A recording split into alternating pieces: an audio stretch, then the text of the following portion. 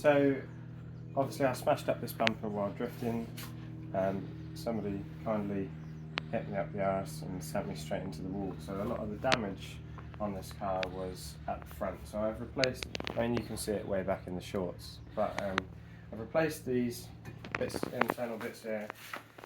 And now there's just some plastic cracks across the bumper that you can see. So I'm just mocking it up. I want to increase the cooling because it's getting a little hot on track.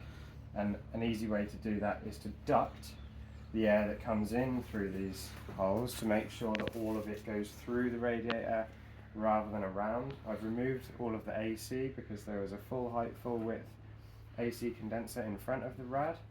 So this is all part of increasing the cooling. So I've taken this out here. Obviously on a daily driver, you know, this is here to stop debris and stuff coming through and smashing up the radiator, but on track, so do or die, I guess. So I've deleted all that shit, and I'm just putting these in to seal up the cracks, like stitching in a surgery, basically. So I don't know if you've seen one of these before, but it's a plastic welding gun. I assumed that you'd be pumping out some plastic on some kind of filler wire, like 3D printing, but that's not actually how it works. Plastic welding gun heats up these little bad boys, and then they're so hot that you can just smush them on into the plastic. So I've done a few from behind. The bumper's obviously ugly and smashed up as it is already, so I'm not really too worried about boshing in some from the front. Yeah, so I'm gonna finish this one off here. If you want to watch, so I'm applying it to the plastic and holding it, waiting for it to heat up, and you can see it. So I'm plunging it in, giving it a little turn, letting go of the trigger, waiting for it to cool down before I pull away, and there we are, it leaves that in there. And then you can just snip all these off.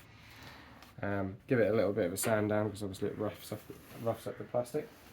But all of this is just like a roughing in procedure so that I can see how the bumper hangs, see where to put the ducting, because I'm actually going to cut a major part of the bumper off, because to me I just see all of this as stuff that's getting in the way of the air. Now behind that you can see the OEM bumper, crash bar, whatever you want to call it, and it did have a nice polystyrene piece in front of it that distributed the load, which worked really well when I crashed.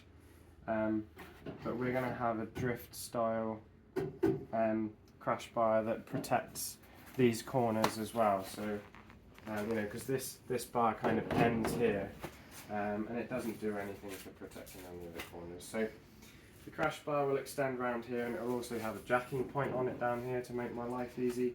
So this won't really be in the way. You know, I'm going to design the crash bar so that it's not restrictive to the airflow. That's it.